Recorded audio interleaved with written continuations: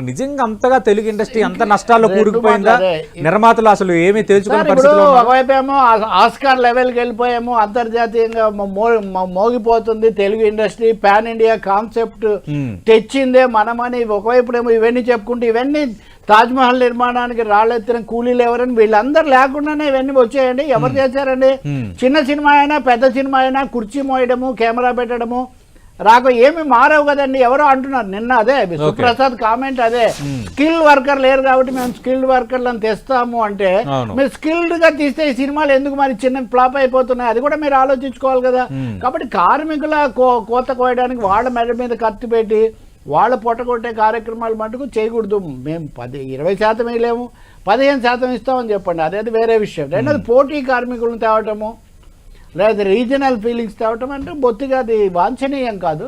పరిశ్రమ దాన్ని కోరుకోదు. తెలుగు పరిశ్రమకు ఆ విధమైన లక్షణాలు కూడా లేవు. ఈ మధ్య కొంతమంది రాజకీయ కారణాలతో కావాలని ఇటువంటివి పెంచుతున్నారు. కానీ దీన్ని తొందరగా మీరు అన్నట్టుగా ఇప్పటికే 2-3 దగ్గరికి వెళ్ళారు కదా, 3-4 కాంపౌండ్లు ఉన్నాయి.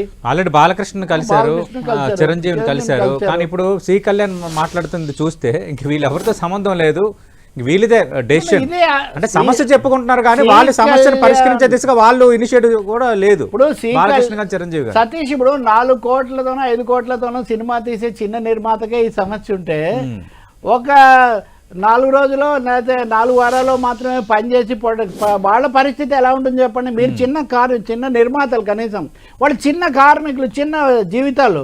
మీరు ఎంత జీతం ఇచ్చినా నెలల తరబడి ఒకటే విధంగా పని ఉంటుందనే గ్యారెంటీ కూడా లేదు. మీ కాల్ షీట్లు ఎన్ని రోజులు ఉంటాయో,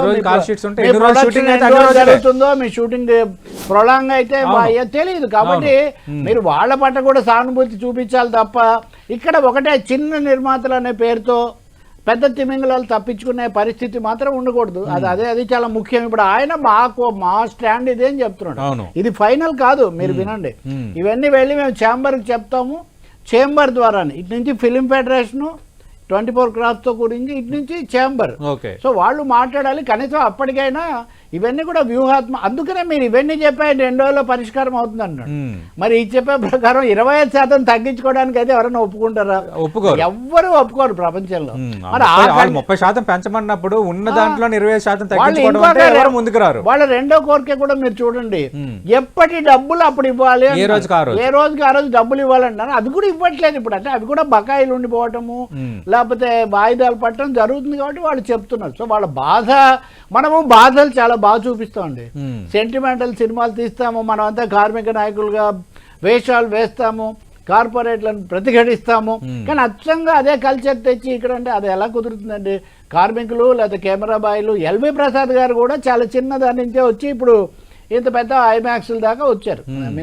అవును. కాబట్టి ఈ వాస్తవాలను గమనించకుండా దీన్ని ఏదో రాజకీయంగానో లేకపోతే మనుషుల 1-2 సమస్యలు ఉన్నాయి.